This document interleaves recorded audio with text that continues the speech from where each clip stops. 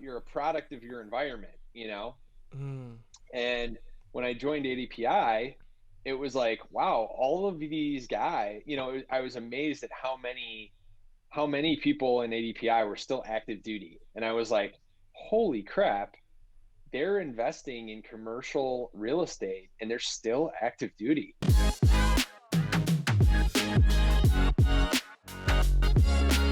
My name is Oliver Perry. This is the Oliver Perry Show, and today I wanted to welcome a friend. Yes, definitely a friend. I'd possibly say a mentor and a colleague of mine who is a killer when it comes to property management, asset management, the construction stuff. He's also a former Marine, and he has his own W 2 where he's working it and killing it there now as well. Ladies and gentlemen, please welcome to the show Mr. Joe Balayti. This is where applause comes in. This is where applause comes in. All right. Oh, All thank right. you. All right. Thank you. Hey, I I definitely don't consider myself an expert, but thank you. I appreciate the intro. listen, this is my absolute pleasure. I'm glad you can make it here. I'm super excited, also super nervous for those of you who are listening or watching, and I'm okay with that. So, I wanted to get into it. So, this podcast is all about giving the audience what they can do to become better in what they're looking for. Normally, we'll do multifamily. As you and I both know, we talk quite a bit of multifamily. But today, I wanted to start this off by really getting into you, who you are, what you do, and then we'll go from there. So, if you could please, Joe, give them a little bit of background on you and what you've done in your past and how it's going for you so far. Yeah, so I'll start off, undergraduate college, went into college planning to do a business degree, switched halfway through into more of a construction management. Graduated, worked as a project engineer for 2 years, Mm-hmm. decided to join the Marine Corps, went in as an infantry officer, um, loved it, did a lot of operations and infantry fun stuff for about 6 years. And during that time, I got hooked on Bigger Pockets podcast and really Mm. became interested in real estate investing. So, by the time I was ready to leave active duty, I was pretty set on pursuing real estate in some way. So I got out of active duty and decided to use my GI Bill to get my Okay. master's degree, majored Nice. in real estate. Nice. And the thought was kind of, I'll get an MBA, business degree, get a corporate job, and then pursue real estate as kind of a side hustle. And so I did that. That's what I did. Got the corporate job, started pursuing real estate as a side hustle. Two duplexes in, Mm. the lender tells me, you know, you just can't keep buying, right? Two Okay. duplexes in 1 year, you're out of equity. Right. You don't have enough equity. So I'm looking at my cash flow. I'm like, all right, it's cash flowing, but not much. Um, in order to achieve my financial goals, I'm going to be doing this for 20 plus years. So at that point, I was kind of stuck, and I was like, well, there's got to be other ways within real estate to scale faster. And that's when I came across the active duty passive income mastermind, and Mm. learned about the opportunities in commercial real estate. So Right. that's kind of a quick down and dirty of my journey. And Nice. right now, pursuing multifamily real estate as an active investor. That's fantastic, man. That is a heck of a backstory. That's a lot of stuff happening there. All right, so let's get into really because I think it's really key something that we kind of glaze over, but that transition from being a Marine to the next step. When you took that next step as a Marine, because you were leaving out the Marine Corps, you're used to sleeping in the dirt as an infantry guy. I don't know how you enjoyed that. Sleeping in dirt, rolling around, chasing squirrels, whatever it is the Marine Corps infantry is doing, you were doing it. And then you had to take that transition out of the Marine Corps into the regular world, into the civilian world, if you will. What was that transition like, and what was your thought process in going into that? Yeah, it's difficult, but I think for anyone getting out of active duty that has their education benefits, I Mm-hmm. think going to school after was a great, the master's program was 2 years, and it was all paid for with benefits that I had already earned. Right.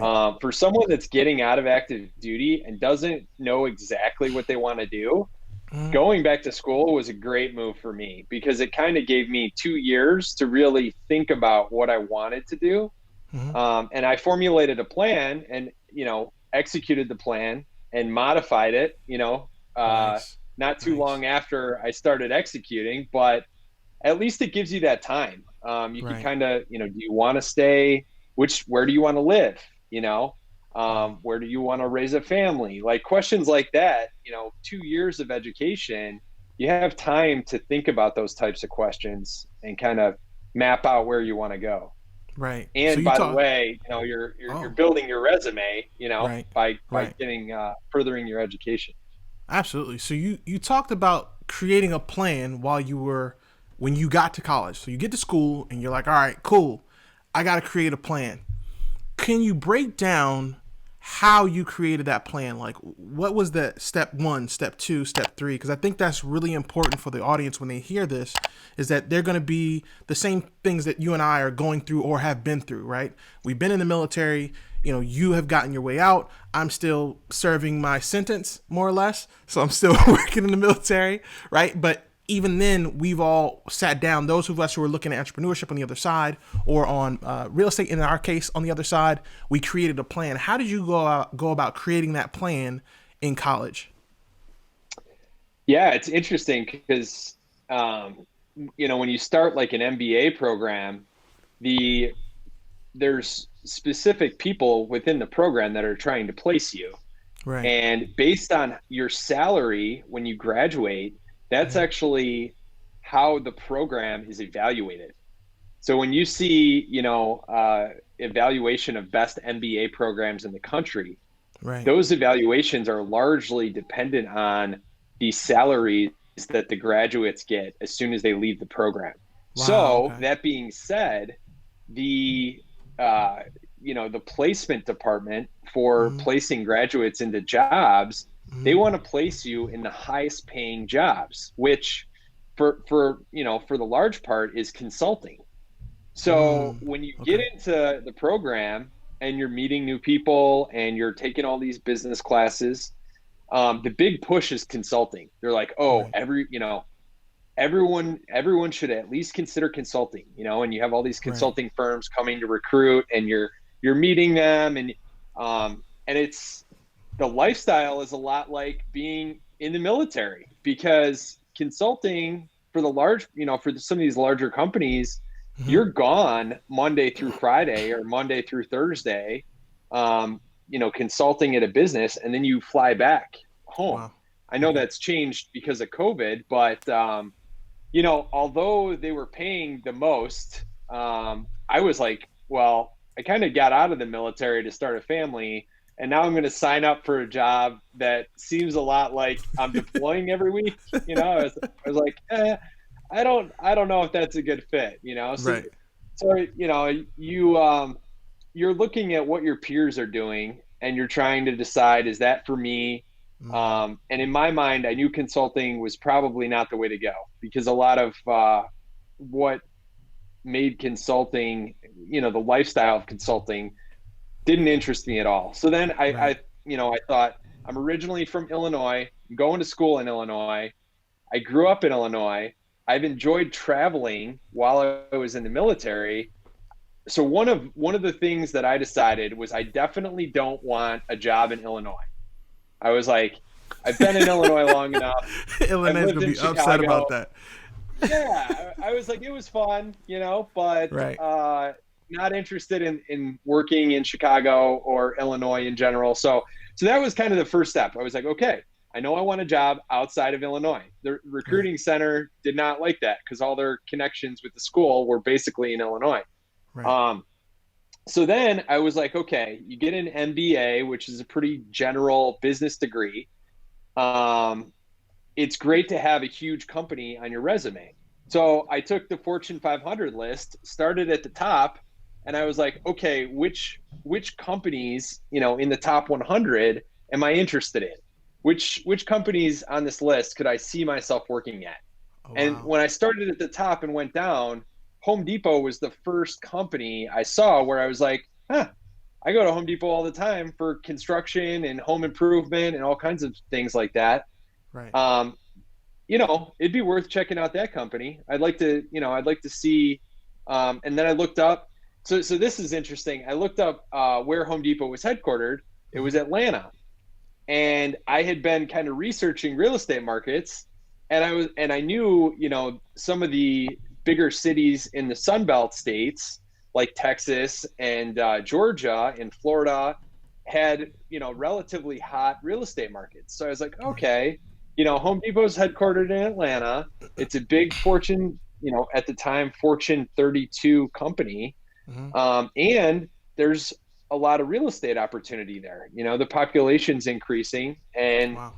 for the side hustle that I kind of, didn't quite have a plan for yet, but Right. I knew I wanted to do at some point, it seemed like a good fit. So Right. I pursued Home Depot.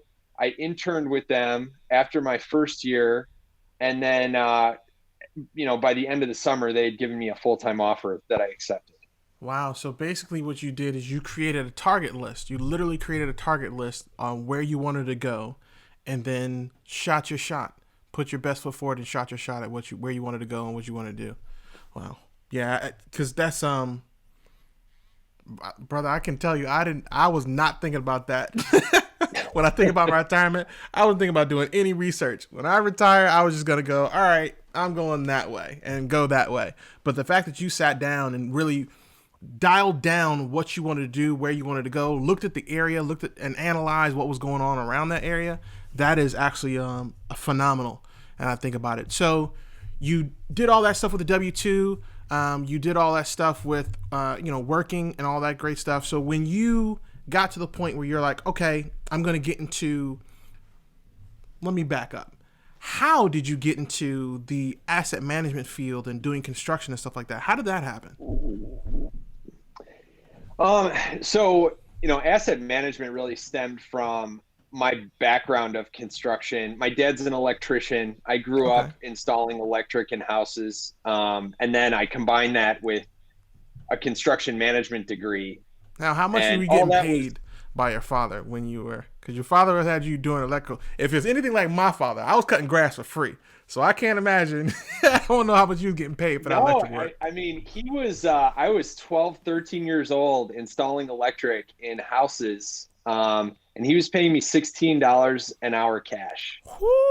And for, Whoo! for a 12-year-old, Yeah, that's a lot of um, money. oh yeah, oh yeah, and I banked it all, and then Right. made the worst decision when I turned 16. I blew all my savings by buying my first car. Yeah, Oh I love no! the car. I mean, I love the car. Great experience. I busted my butt for it, but What kind of man, car looking was it? back, I'm like, it was a Mitsubishi Eclipse. Hey! It was it Love was it. the classic Fast and Furious, Yeah, that's Oh exactly what I man, was gonna say. I had it was stick shift. I had, the carbon fiber shift knob with Let's stainless go. steel floor Let's mats and go, Joe. two 12-inch subs. It was stupid. It was, oh man. In the street killing It him, was Joe. uh You was ready to drift, weren't you? it was a fun car at the time. Looking back, I'm like, oh man, what a child.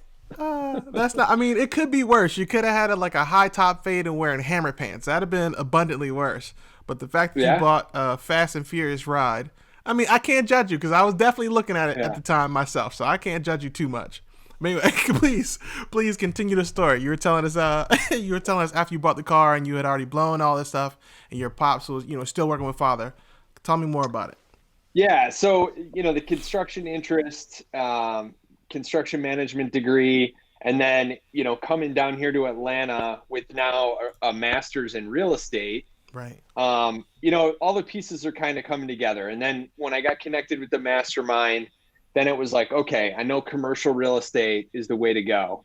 For to Right. reach my financial goals, commercial real estate's the way to go. And when you Right. start, looking at what it takes to purchase commercial real estate, it's definitely a team sport.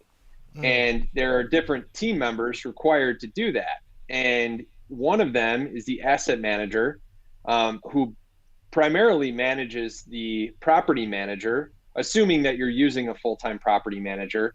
Mm. And it's someone that lives relatively close to the property and can kind of check in on the property throughout the business, throughout the execution of the business plan. Right. And then, you have your underwriter, you could have marketing arm, acquisitions arm, you could get creative with it, but for the most part, you have to have someone that's on site or boots on the ground close to the property. Right. And you have to have someone that enjoys the numbers, because in order to do it properly, you really got to be able to run the numbers. I knew that sitting in an Excel spreadsheet, Right. I knew I was never going to enjoy that or be an Right. expert at it. So I knew that was not going to be my job. But the asset management appealed to me because, if I'm monitoring the renovations Mm-hmm. by a general contractor, I could do that. I've Right. done that. And, I enjoy being outside on the job site and, inspecting things and making sure things are done right. Absolutely. And, if I need to make sure that they're on budget, Mm. I'm not necessarily spending my whole day in spreadsheet, but I can do that as well. Right. Spreadsheets So suck. yeah, I hate yeah, those that's, spreadsheets. asset management, that's, definitely my piece of the pie when it comes to Right. commercial real estate. So Right. Nice. Nice. Because it sounds like just the fact that you went through all that, um, knowing all that, and the fact that you got those lessons when you were young, and that brought you into where you are now, is actually it's interesting because people don't realize a story that they had before they got to where they're at now, and how that kind of ties together. Everything that happens to you when you're younger kind of shapes you as you get older. I mean, you take control and move to the next thing. And as you move to the next thing, as clearly you went into the construction field and doing asset management and things like that, and you actually found your route, which is pretty awesome. So I do want to get into ADPI here shortly. For those of you who yeah. don't know, that's active duty passive income. We'll get into that shortly. But I did want to talk a little bit more in regards to, your lessons learned, like the key lessons you kind of figured out as you were going along doing the asset management, as you first started kind of figuring it out as far as construction, things of that nature, because you've got a lot of experience, and I think that experience can be valuable.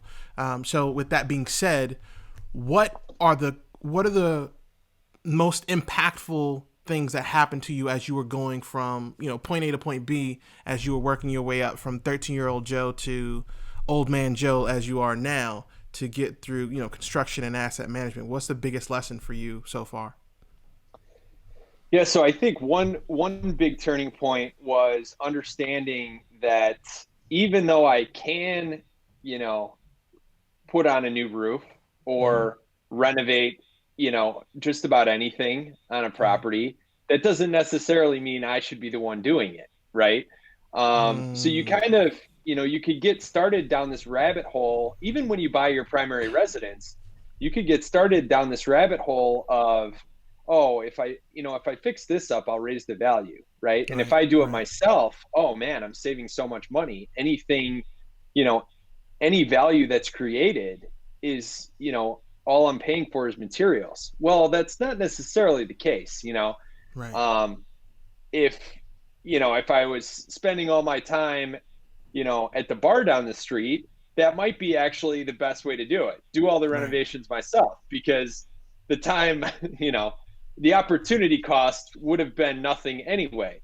But if I could be using my time in terms of pursuing commercial multifamily properties Mm, rather than renovating my own roof, then renovating my own roof is definitely not the way I should be spending my time. So, right. as a Right. handyman and kind of someone who knows that they could do things themselves, uh, it's hard to say no, and it's hard to kind of separate yourself from the do-it-yourselfer, to the, thinking a little bit more educated, right? Like, Right. okay, I don't need to do that renovation. Or if you do decide to do it, you have someone else do it. You shop around and you accept that someone else is going to do some labor for something that I own, and that's okay, right? Like Right. you don't have Right. to do all the grunt work.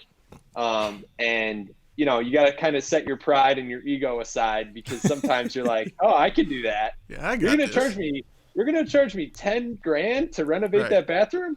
Right. Oh, I could do it for two. Yeah, right. Um, 2 years, so yeah, probably. yeah, exactly. Right. It's going to take you way too long. So yeah, that was a huge learning point, is like, Mhm. it's okay for me to not do the work. It's okay to manage the work and have it done.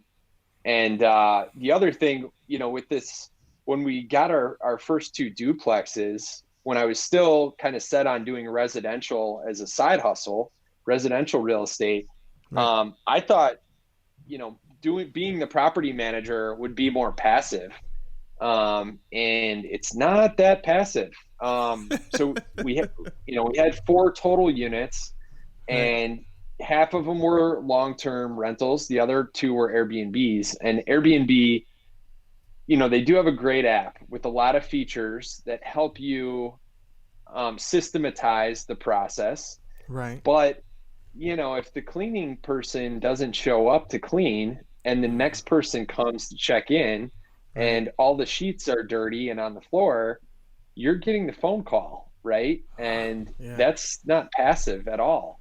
Right. So there's definitely a big accountability piece to it.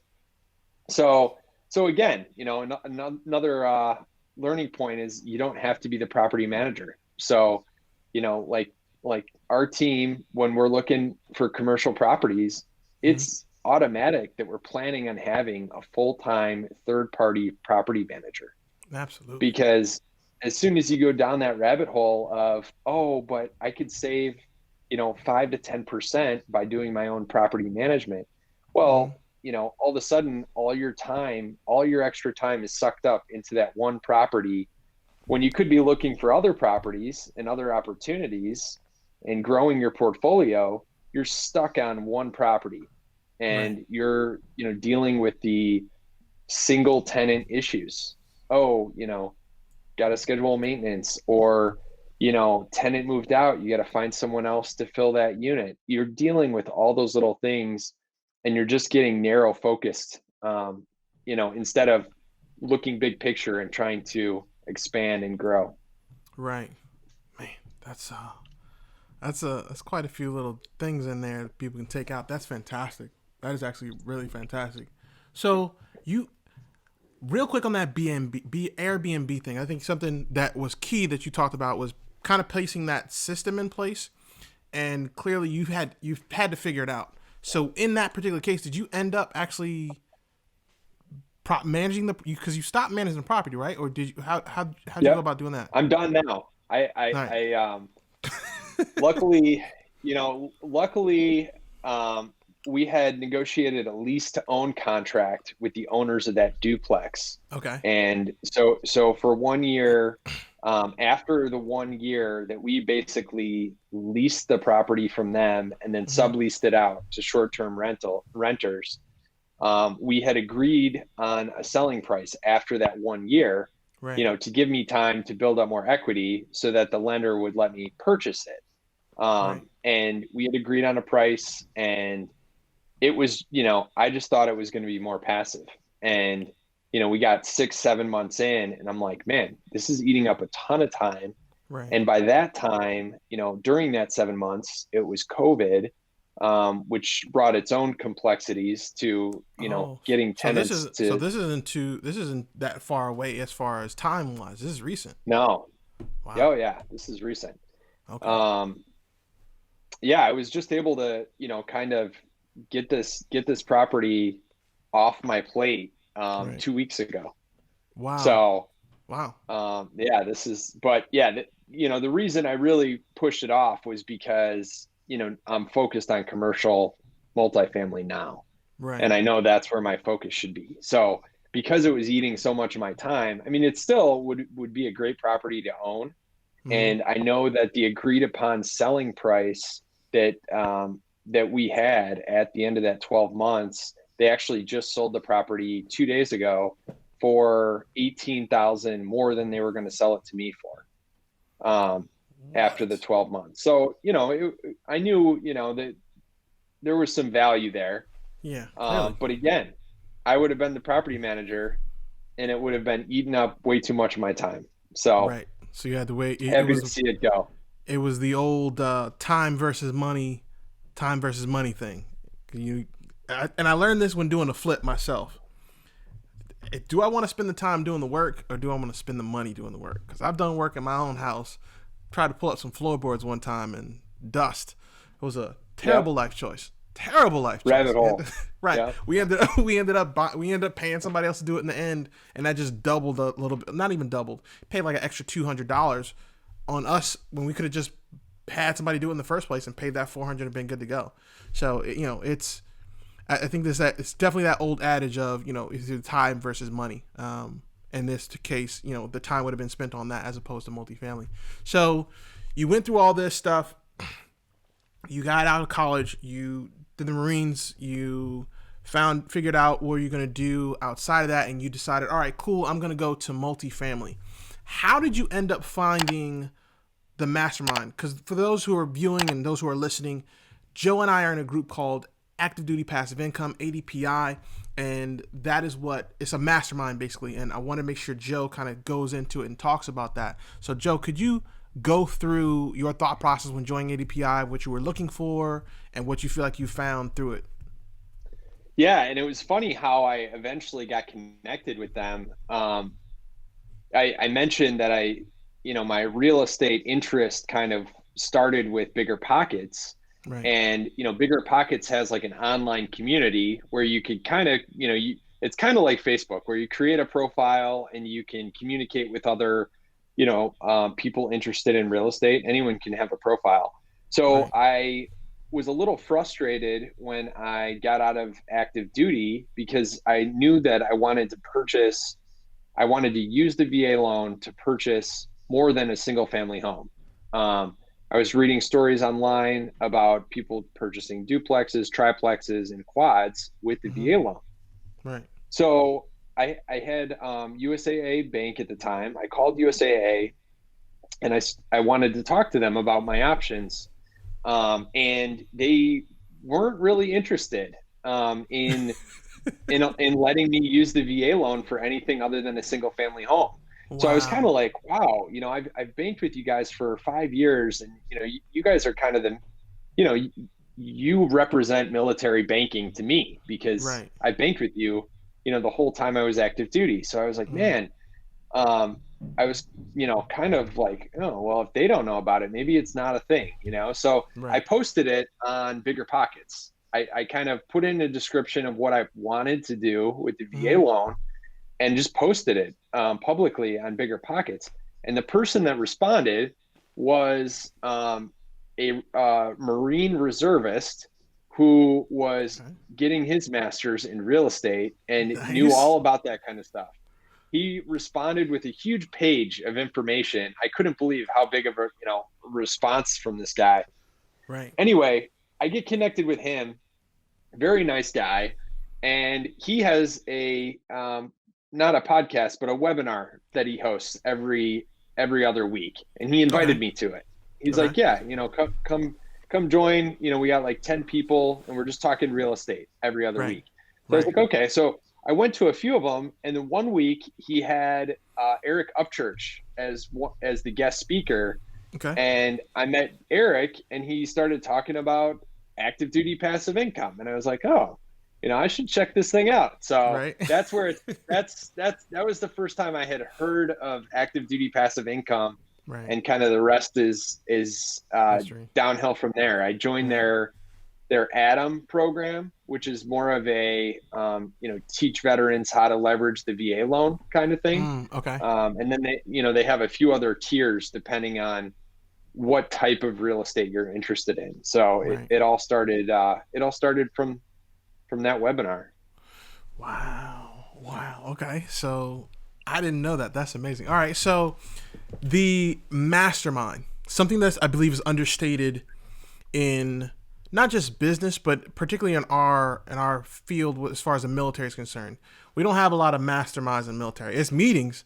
Oh, you're gonna sit in a few meetings, but as far as masterminds, we don't necessarily do that. What has the mastermind kind of done for you as you've continued on your journey through real estate? What's that changed for you? The mastermind, I mean, has really, I just didn't know what was possible Right. before the mastermind. Um, Largely what you consider being possible is a result of who you surround yourself with. Okay. Um, like I said, when I went into my master's program, I'm surrounded with people telling me that consulting is a good idea, right? Right. So naturally, you start looking at consulting positions. You're kind of like you're a product of your environment, And when I joined ADPI, it was like, wow, all of these guys, I was amazed at how many people in ADPI were still active duty. And I was like, holy crap, they're investing in commercial real estate and they're still active duty. Like this is what they're It's doing nuts. on top of a full-time Right. job. Right.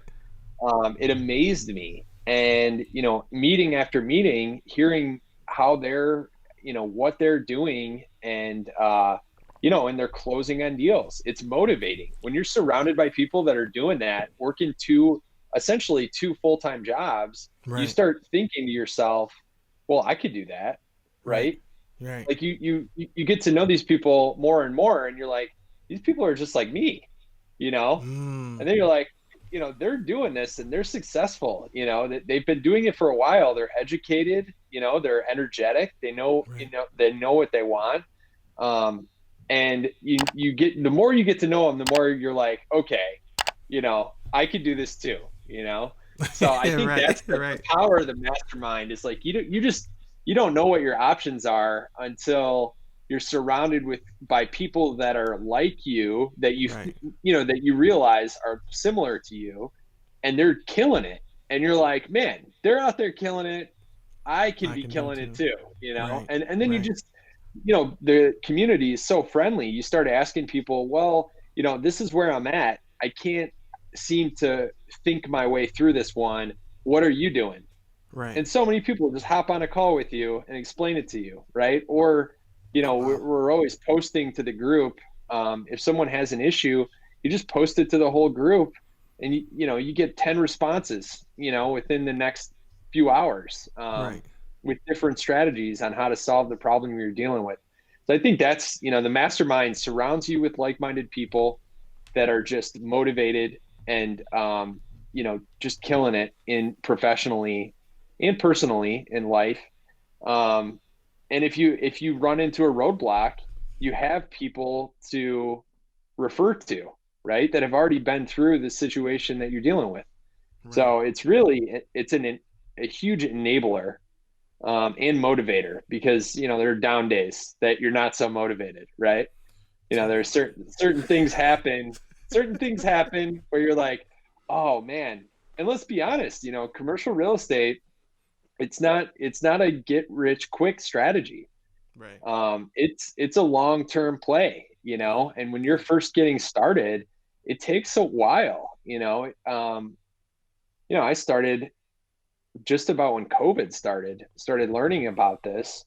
And we're coming on a year here. And Right. sure, there's been no financial benefit so far. And without the mastermind, it would be very easy for me to go down, you know, a rabbit hole of negativity, saying, wow, all this time I could have spent with my wife, or I could have spent doing this and that.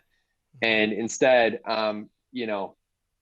reading books, sitting on my computer, crunching numbers, Right. going to all these masterminds. Right. I'm doing all this other stuff. And so far, financially, I haven't achieved anything, right? I mean, you Right. could you could really be negative and pessimistic about it. Right. But what prevents you from doing that is hearing about the successes from other people in the mastermind Mm. that kind of started at a similar time that you did, and you're like, okay, not giving up. You know, Right. I'm too close, right? I've been learning too much, and you're constantly learning from the people around you, and you could feel that you're getting closer. You feel yourself getting closer and closer. And I don't think I would get that feeling without being surrounded by people doing it. There's no way. Yeah, that's a fact. It's interesting too because I've read a book. I read a book recently, Tribe of Millionaires. I'm not sure if you've read it, but the Tribe of Yeah. Millionaires, and Oh, it yeah. talks about that influence effect and the multiplier effect. Yeah, Like what you definitely. described just now is exactly what I think of when I read that book. Is everything that you do when you're in a mastermind, you see all these people doing it, and you're like, well, shoot, I'm gonna go ahead and take my shot then. And you give it, and you might not succeed. You might learn a lesson. We call it taking an L. You might learn a lesson and take the L, and then you go back and you do it again and you do it again. But in the meantime, you're being influenced, and then you've got the people around you in your ear. Hey, give it a shot. You can do it. Hey, give it a shot. You can do it. And that kind of builds you up into it. And something that you did, you actually brushed over when it came to your relationship with the missus.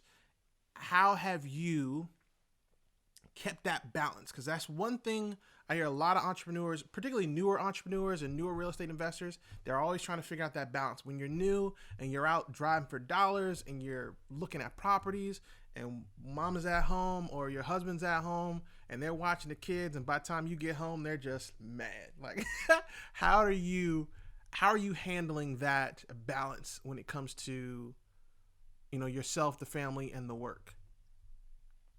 Yeah, so it's difficult at times, but I'll say for the large part, work from home has been a blessing, Mm, because a lot of the time we're both in the same house. Even if we're right, both working, we're at least, we could take a coffee break together, right? Like, right, right. you The know, little things. it's still some quality time. But the thing, even if we're out and about and we don't see each other all day, Hmm.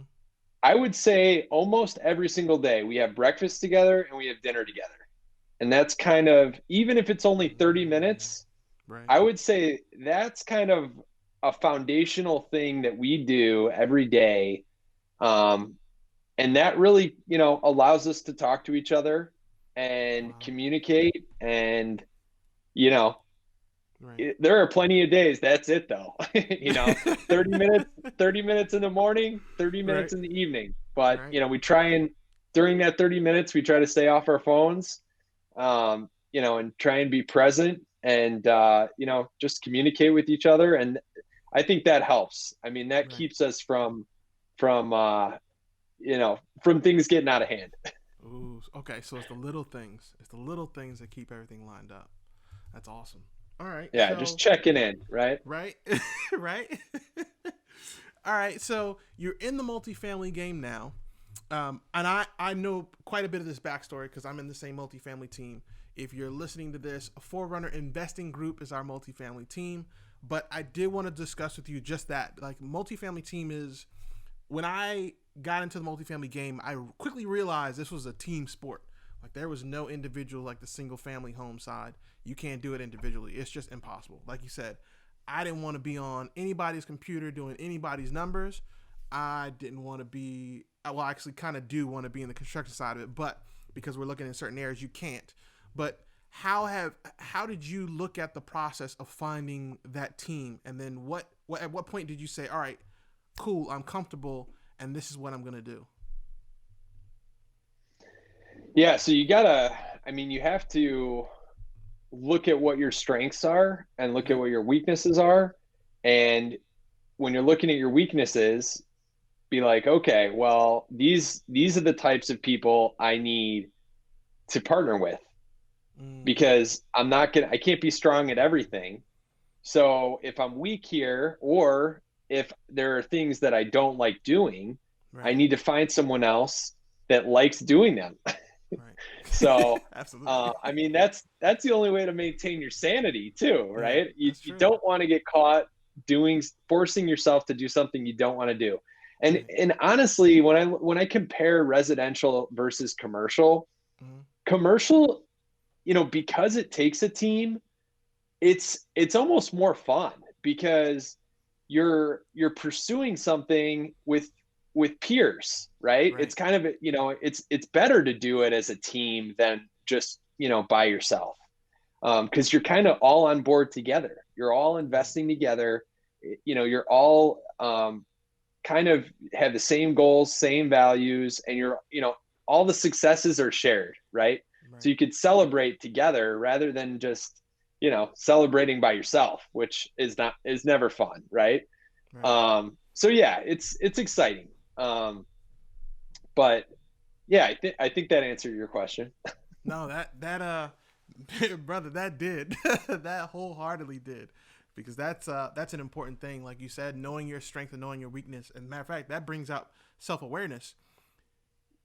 One thing I'd add to kind of the other things that we've talked about too is that, in real estate and investing, I don't know about any other entrepreneurial field, but in real estate investing, I found that self-awareness is extremely helpful.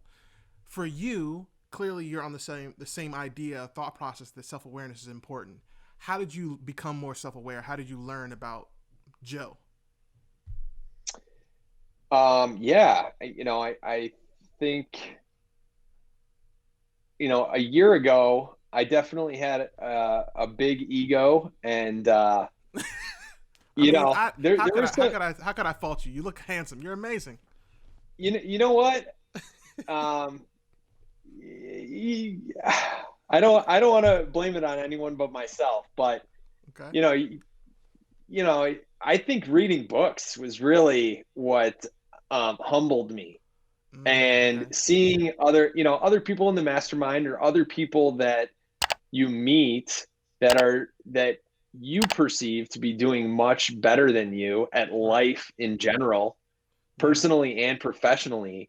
And you see how they, just being more aware of Mm, the people that you're interacting with, where you finish the interaction with that person and you're like, man, that was such an enjoyable conversation. That person right. was charismatic, confident, and throughout the conversation, they were constantly asking me how they could provide value to me, Right. right?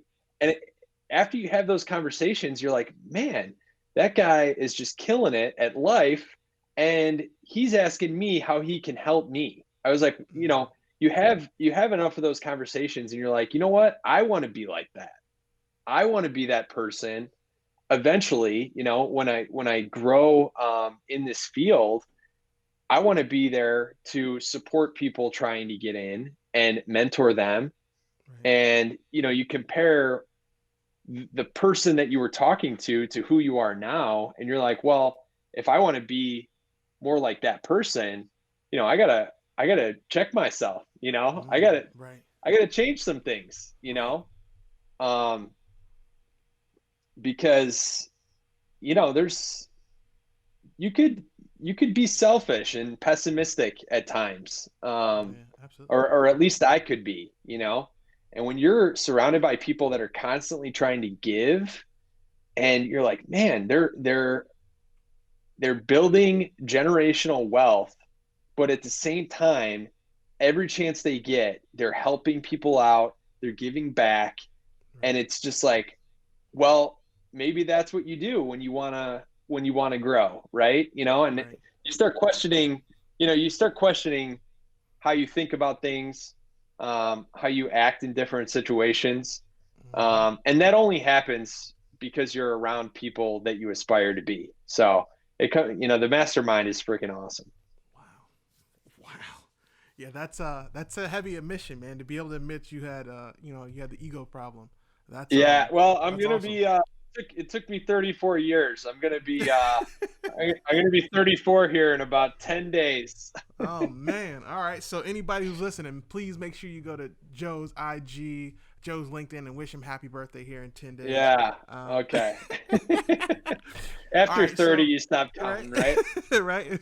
Still getting underwear and socks. Underwear and Yeah. socks. It's the best. All right. So let's get into segments. So you mentioned a book earlier. So I wanted to talk about something we call situational awareness. And what situational awareness is you're giving the audience some kind of book, article, or something to make them aware of how they can get to the path that you're on through multifamily, through construction. So I wanted to give you the floor right now to talk about a book that you might, I guess, advise them to take a read at. Yeah. So, if you listen to any real estate social media, you're going to hear Rich Dad Poor Dad. That's an absolute must read. But Mm-hmm. there's another one that's very foundational, and I don't hear that one brought up that often, and that's The Richest Man in Babylon. That's a little Ooh. bit shorter. That's a little bit shorter read, but I would say between that book and Rich Dad Poor Dad, that was a good foundation. Reading both of those books, because a lot of the themes that those books talk about are similar, Right. but the story is much different, right? Even the time zone is much different. So, and The Richest Man in Babylon is a much shorter read. It is. So I know there are people out there that are like, okay, Rich Dad Poor Dad, that might be too big of a time commitment. Right. So um, but yeah, I would say, the richest man in Babylon is also a good one for understanding, um, compound interest and how you can grow money without just working 40 hours until you're Right. 65, right? Yeah, yeah. Um, That thing is that Richest Man in Babylon. That's a hell of a book. I can't even say. There's no other yeah, way to it's a say good it. It's a one. hell of a book. Yeah. All right, cool. So that's your situational awareness. Now let's move on to what we call troop to task. Now, troop to task is basically, Joe, you giving the listener and viewer one thing that they can do to get to that next step to where you are, like we said, in the construction area, or whatever they can do to advance themselves in their life. Um, so I would say establishing what your why is. Understanding, Mm-hmm. if you're completely content right now and happy with what you're doing, Mm-hmm. then you're probably not going to have a compelling enough why to work another job on top of the job you're working. Because it's not easy to take in all the education, do all the networking that it takes to be successful in this business. So if you're happy with where you're happy with, everything that you're doing right now, you're probably not going to have, a strong enough why to get you to take on another job. But if you're in a position where you're like, man, I, you know, I would really like to retire in my 40s, or, I've always wanted to start my own business. If you have some of those kinds of questions floating around in your head, Right. and you can get your significant other on board and create some solid goals, and once you establish that hard why, and then you can start figuring out what the best path is to get there, and then you start getting excited, right? so Right. so figure out why you want to, what you want to accomplish. So if it's financial freedom, if it's time freedom, whatever it is, I mean, create the goal, create a tentative timeline, smart goal or whatever buzzword you want to call it. You got to Mm-hmm. have some goal in mind. And then you can start looking at what paths are available for me to get there. And then, once you just get that rough idea, you get the goal, you start looking at your options for how to get there. Then I would say start surrounding yourself with people that are on their way to achieving the goal that you want. And then it's Right. just, it just catapults you from there. Wow, that's fantastic. That's fantastic. So, thanks so much, Joe, man, for coming on. You got how can people get in contact with you? How can people get in touch with you and see what you're up to? Yeah, so I am the only Joe Balayti on LinkedIn. One and You only. can't miss me. You type in Balayti in LinkedIn, you will see me. So spell that So for him, Joe. LinkedIn is Spell the that for him, best way. because I'm always Belay's. on LinkedIn. And you can get my email address from my LinkedIn profile. So that's Absolutely. the And best what place I'll to do go. too, for those of you listening and watching, I'll put Joe's LinkedIn below in the show notes so that you guys can see it. But in the meantime, I'm Oliver Perry. Please feel free to follow me on IG at the Oliver Perry. On LinkedIn, you can find me at Oliver Perry. And also check out forerunnerinvestinggroup.com. Again, that's forerunnerinvestinggroup.com to see what myself and my team are up to, and including Joe. And we appreciate you tuning in. We'll see you soon. Have a great day.